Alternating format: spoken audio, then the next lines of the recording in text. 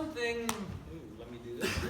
One thing I forgot to make mention of, I saw many of you doing this already, but it's nice to have Betty back. Betty's home from surgery and looking good, walking well. We're really glad things went well. I know maybe the first few days weren't so much fun, but glad you're back and glad you're doing well. I like summer. I look forward to summer. In fact, when January rolls around, I start driving Sarah crazy talking about summer. I start talking about going camping or riding our bikes or going fishing or going kayaking or going canoeing or going golfing or playing tennis. I've got all these plans for summertime, and it starts in January. I'm always looking forward to the summer, always thinking about all the fun things we're going to get to do. The other night, Caitlin was over and she said, I'm getting kind of depressed here because summer's almost over. It's already August and I can see school looming ahead. And that got me thinking about all the great things I was going to do this summer and how many things I still have left to do. Guess how many times I've gone canoeing this summer? 0. Guess how many times I've ridden my mountain bike? I was going to ride it all over town. I might even ride it out to Beanfate or out to Rosh Percy. Guess how many times I've ridden it? Twice.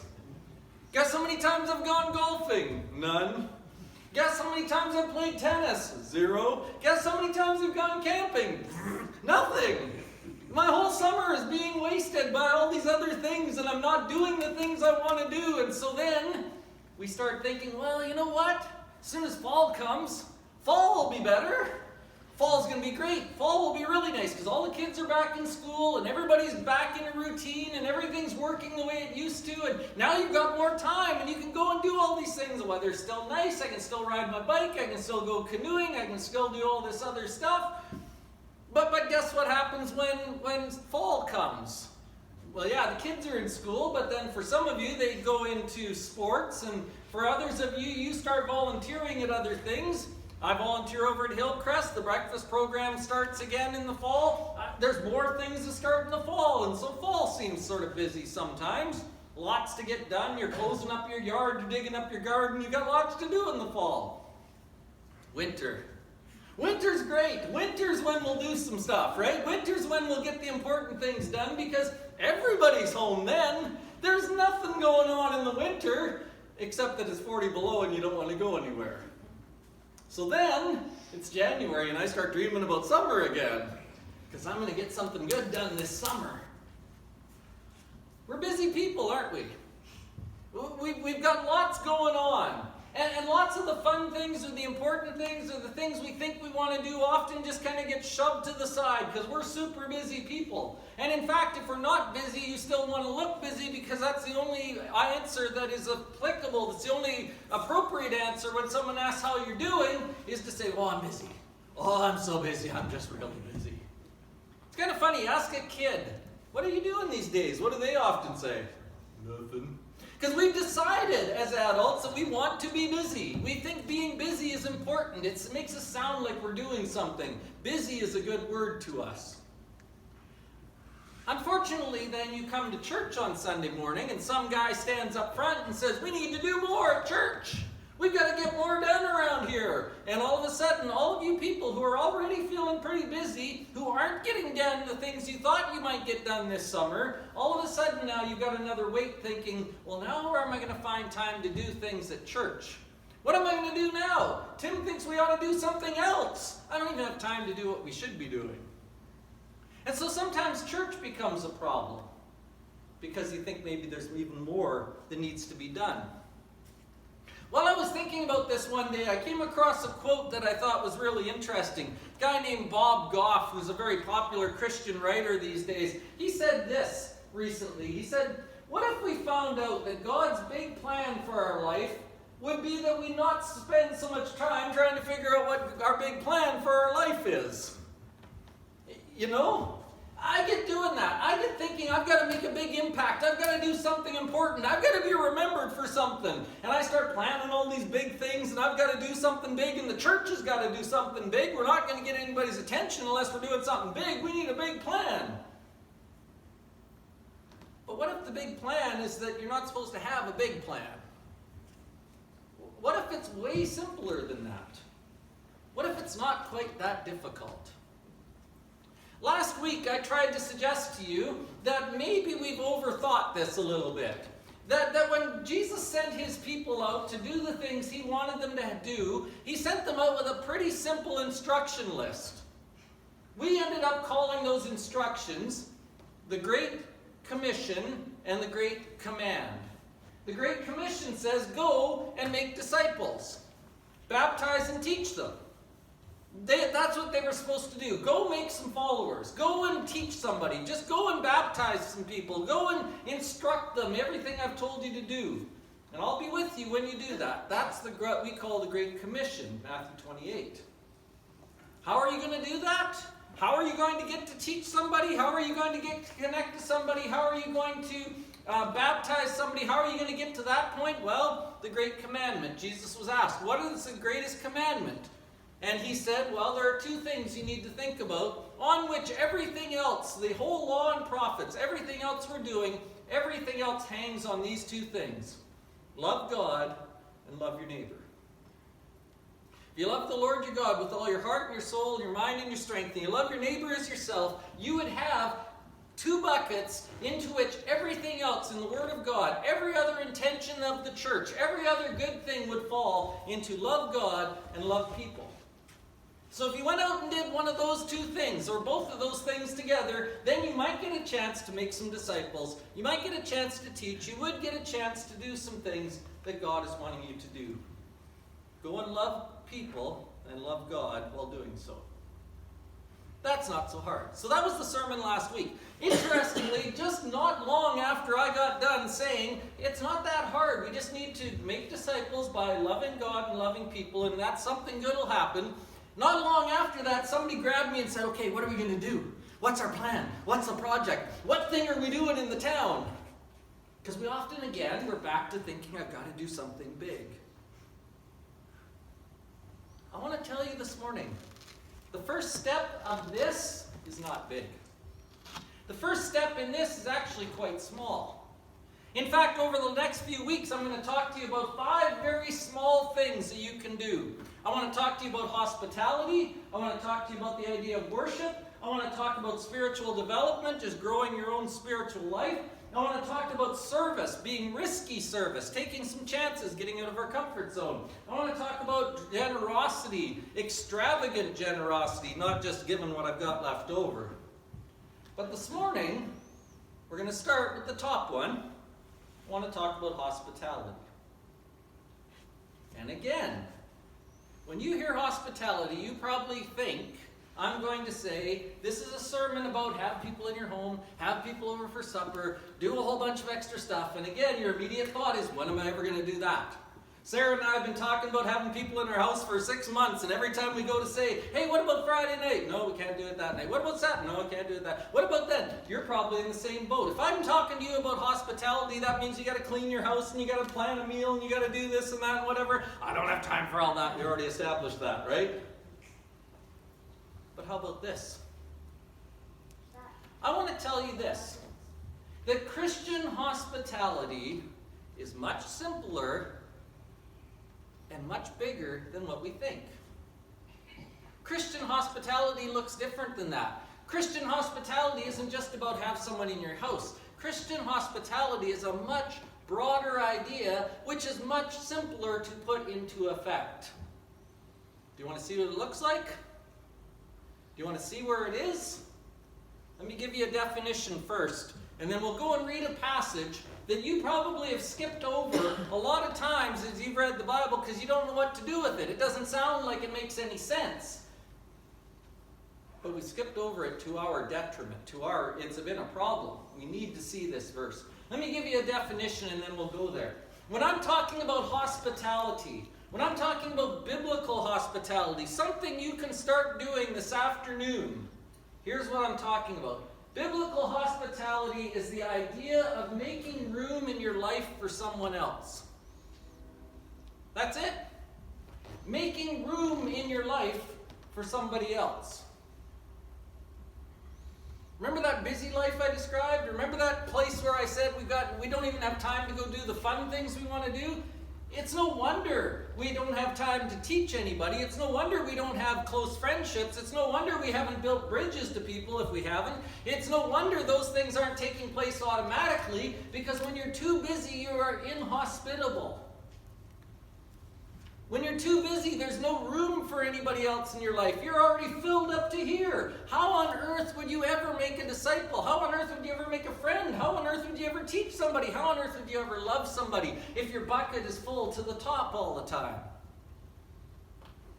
But over and over again, God's people were effective not because they had a big plan. Not because they did a great thing. When Daryl talked about the church growing around the table there, and he mentioned that it was 3,000 and then 5,000, what was their big plan? What did they go into Jerusalem and do? Did they open a soup kitchen? Did they run a food mart? Did they start a college? They didn't do anything. What did they do? They just grew. They made connections and taught their friends and brought them to the temple and taught them. They just were growing because they were making room for people. Let me show you a passage where the Apostle Paul talks about this. The passage is 1 Corinthians chapter 9. If you have a ribbon in your Bible, mark 1 Corinthians 9, because we're going to come back there. Don't put your Bible down as if we're done when we're done, because we're going to read it near the end too, so keep this open. 1 Corinthians 9, let me give you a little background. In the church in Corinth, Paul had some trouble. There were some people in Corinth that didn't like Paul. They didn't particularly think he was teaching the right things. They thought maybe he was just doing all this teaching for money. There were lots of questions about Paul in Corinth. He had lots of issues with them. So in about chapters 8 and 9, he's describing his ministry. He's talking about why he does what he does. And he talks even more about what he does. I want you to notice this part. I want you to notice this part that we often skip over, because this is Paul talking about being hospitable. This is Paul talking about making room in his life. Are you ready? 1 Corinthians chapter 9, verse 19 says this: "Though I am free and belong to no man," nobody's got an obligation on me. I don't have to do anything. That's what he's saying. I'm free. I can just leave if I want. I don't have to do this. "Although I am free and belong to no man, I make myself a slave to everyone." That's his mindset.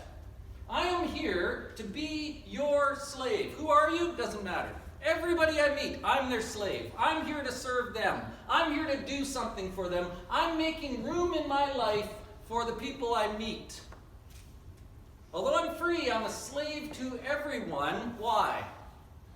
To win as many as possible.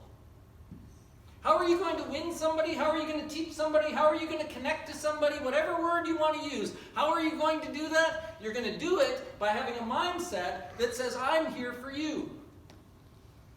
And I've got time for you. And I've got some space for you. What do you want to do? Then he illustrates it. And it's a beautiful illustration, one that we've skipped over because it sounds weird. Are you ready? Verse 20. "To the Jews, I became like a Jew." Why? To win the Jews.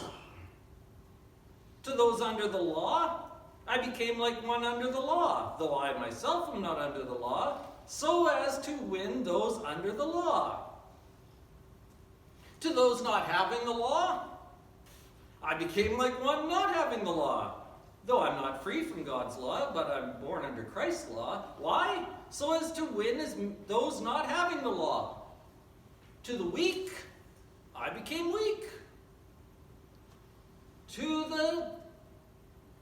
the weak, I became weak to win the weak. I've become all things to all men, so that by all means possible, anything I can do, any way I can do it, I can save somebody."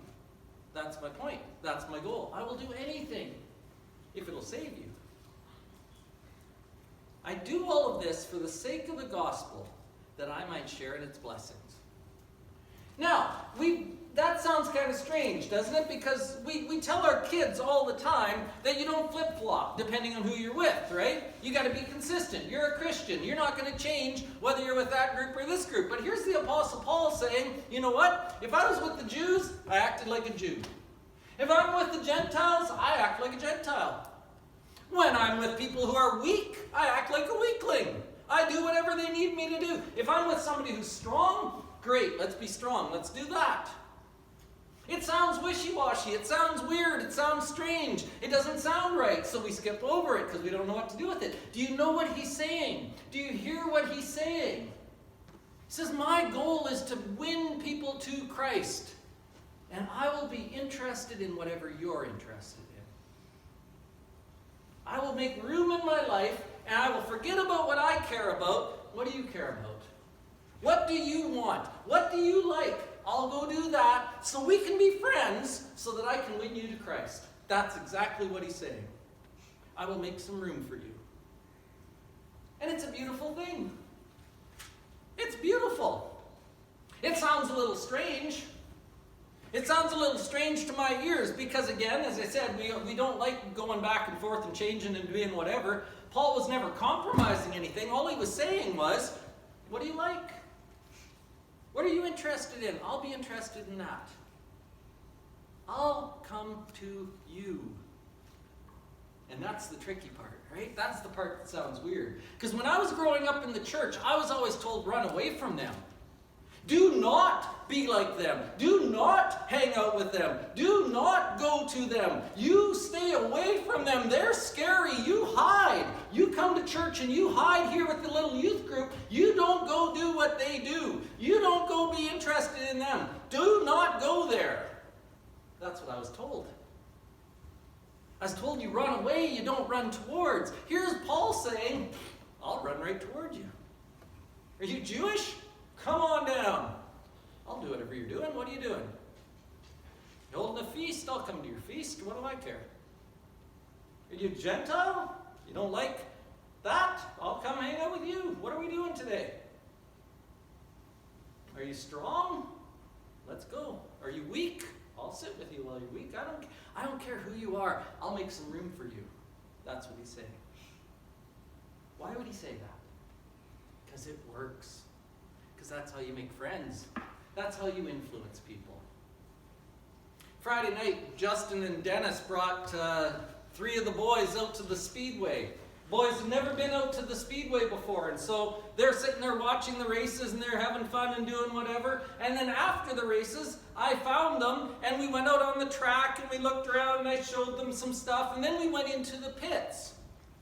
And as we walked into the pits, I ran into a guy named Blake Penna. Some of you might know Blake. He lives out by Rosh Percy. Really super nice guy. I said to him, Blake, these boys here have never been to the Speedway in their life. This is their first time here, and they really enjoyed it. Could you show them your car?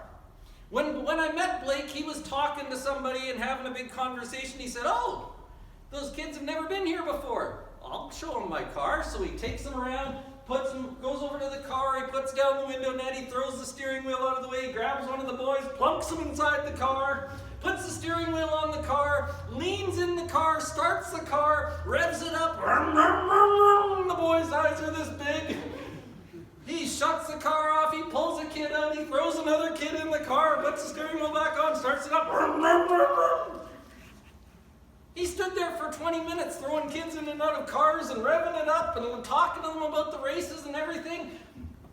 And then we went out of that car and we went down the way, and some other guy gave them some cards with his picture on it, and another guy signed a bunch of cards, and we went back around and some other guys put them in more cars and started the engines up and revved them up. Why on earth? Why would a bunch of guys who do not know these kids from anywhere, why would any of them stop and grab them and put them in a stock car and start the motor and rev it up and talk to them about racing and blah, blah, blah? Why would they do that? Because that's how you make race fans. That's how you make fans. That's how you get kids involved. That's how you make them feel like this is kind of fun. That's how you make a stock car driver.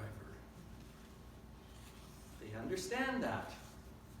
And when Jen and Justin wrote, they said to me yesterday, they said the kids keep talking that was the best night of their whole summer. Why? Well, the races were interesting. That was okay. That was sort of fun. But somebody put them in a car. Somebody stopped everything they were doing, stuck them in a car, revved it up, showed them what it was like, paid some attention to them, gave them a card, made some room for them. Are you 10 years old? Are you interested in racing? Come see my car. Made some space, right? That's how this works. It's how everything works.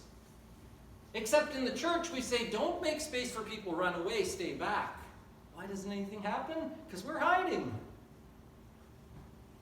That's not how it works. But you already know this. You already know that when you make space for people, when you go out of your way, when you slow down enough to let other people in, blessings are found everywhere. It's really good. And you already know this. How do I know this? Because you've done it. You did it this summer. I mean, you've done it lots, but I know one place where you did it this summer.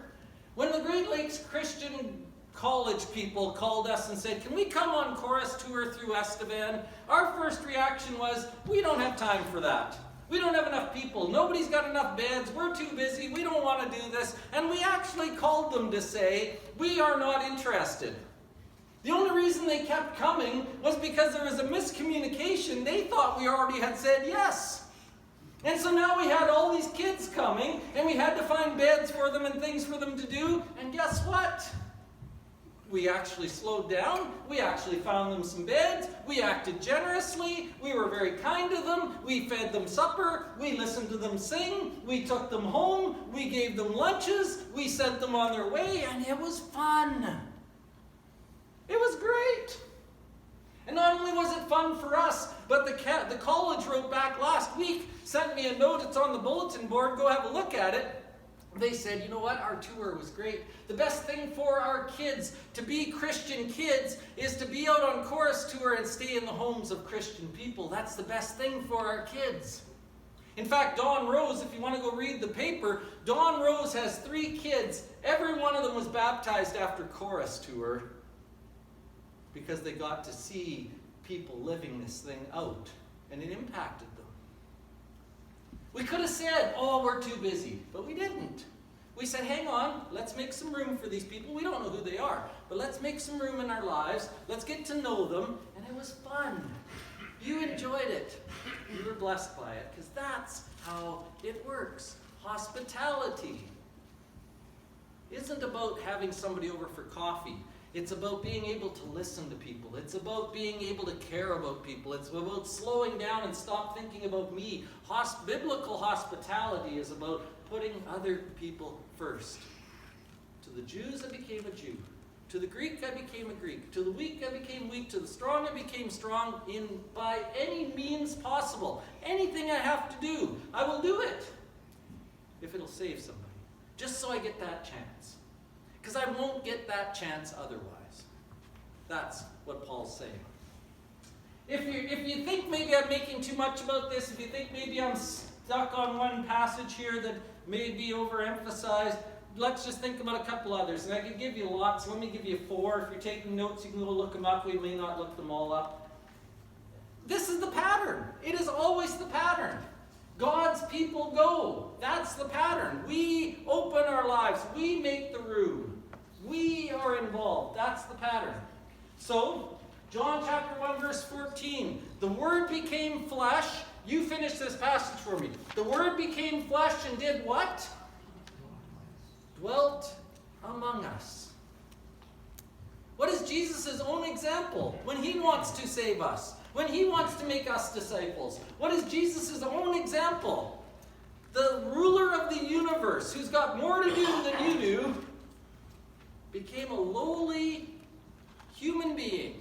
Not even a lowly human being who's a king or something else that's wonderful, but a baby.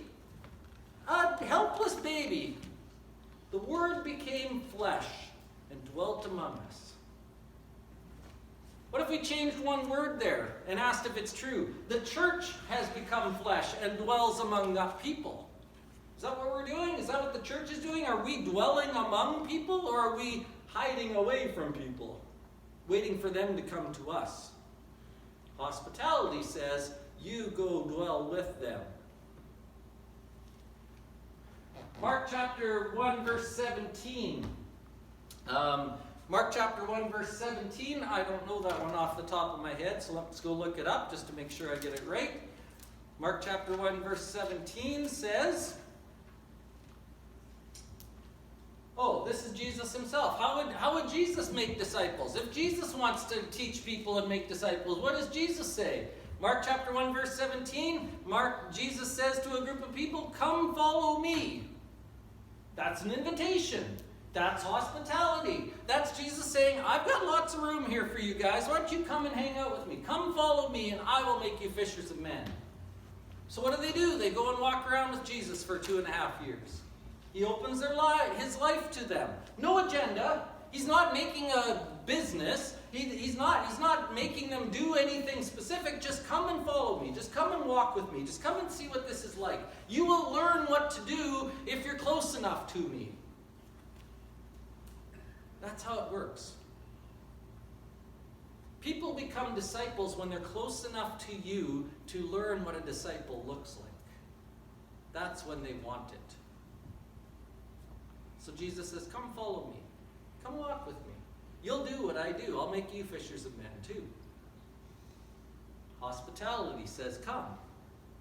Let's go together. Mark chapter 10, verse 45, that's the passage that we quote often, which says, Jesus himself talking says, I did not come to be served, but to serve and give my life a ransom for many. Why was Jesus here? Not for him. He was here for many. He was here to serve. He was here to give. He was here to do. That's a hospitable attitude. An attitude that says, I'm interested in you. I want to know who you are. That's Christian hospitality in action. The last passage, let me read the last passage to you where this is back to the Corinthian church.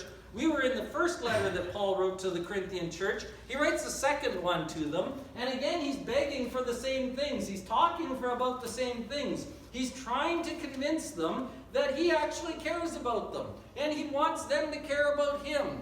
And so many times, and maybe we'll look at this again next week, this portion of it, but look at this last little section. 2 Corinthians 6, verses 11 to 13. Listen to what he says to them. We have spoken freely to you, Corinthians, and opened wide our hearts to you. Paul wants them to know, I've taught you the truth, but I've not just taught you the truth. I've opened my heart to you. I've opened wide my heart to you. That's hospitality. That's him saying, I care about you. I want to know you. I want you to be my friend. I want to do what you're doing. I want to be in your life. I've opened my heart to you. He says this at least 4 times in these 2 letters. But look at the response he wants from them. Look at what he wants back. He says to them, we have spoken the truth to you, Corinthians, and we've opened wide our hearts to you. We are not withholding our affection. I'm not holding anything back. I'm wide open to you. Everything, right now, let's go. I'm not holding anything back. I'm not withholding my affection. But you're withholding yours from us. As a fair exchange, I speak to my children. Would you open your hearts to us too? Could we get to that point? That's what he's asking. Can we get to that point? We have loved you guys. We have poured ourselves into you. We have cared about you. Could you maybe just care about us a little bit? Could you treat me well? Could you care about me? Could you open your heart to me? Because that would be hospitable. That would make it easy for us to do something together. Could you care about me the way I care about you? That's what Paul's asking. That's the example I've given you so that you would do the same thing. This is what he expects, that they're going to open their hearts. Because that's what Christian people do when they meet other people. They meet them with open hearts. One last thought, and then we'll let this go for this morning. Go back, I told you we're going to go back to 1 Corinthians chapter 9 for a second. Paul, again, describing his desire to teach people, his desire to reach people, his desire to serve people. By any means, I will do anything. I will be interested in anything. You like knitting? I'll learn knitting. Do you like racing? I'll like racing. Do you like hockey? I'll go to a hockey game with you. Do you like playing canasta? I'll learn canasta if I have to. I'll do whatever I have to do. That's his attitude. Because I just want you to get to know me and the God that I serve. By any means possible. The end of this passage, then, he says this. And here's why I think this is even more important than what we've given it. He ties that attitude of, I am here for you. He ties that attitude to running the race properly. We love this last section. We read this all the time because we want to run right. We want to run properly. We want to pass the baton on correctly. That's really important to us, and it should be. But the way to do that is to be hospitable. The way to do that is to approach every person you meet with an open heart, caring about who they are because they are God's creation. So after talking about that, I do all of this for the sake of the gospel that I may share in its blessings. Verse 24. Do you not know that in a race all the runners run, but only one gets the prize? Run in such a way as to get the prize. How is that? With your heart open to people. Welcoming people. Caring about people. That's how you're supposed to run. That's what he was just talking about. Everyone who competes in the games goes into strict training. They do it for a crown that won't last. But we do it. We do what? We train ourselves. We discipline ourselves. To do what? To care about other people. Why? Because then we can get a crown that will never fade. That will last forever. For us and them. Therefore, I do not run like a man running aimlessly. I do not fight like a man beating the air. No, I beat my body and make it my slave so that after I have preached to others, I may not be disqualified for the prize. I am disciplining myself. Why? So I can preach to others. The only reason I'm running this race is so that I can share it with somebody. Because in sharing it, they get a prize and I get a prize that'll be bigger than any prize I've been wasting my time on the rest of my life. Brothers and sisters, the way to run is to run with your hearts open. That's hospitality in a biblical sense. So I don't know what this means for you today. I don't know what this ends up being as an application. I don't have a good ending to this story, except to say this. We're not looking for a big plan. What we're looking for is something to be involved in.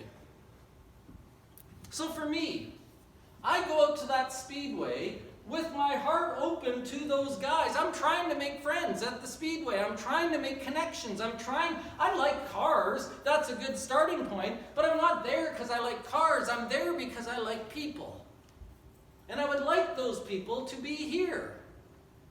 So if they're ever going to get here, I'm going to have to go there. So I go to the speedway with my heart open.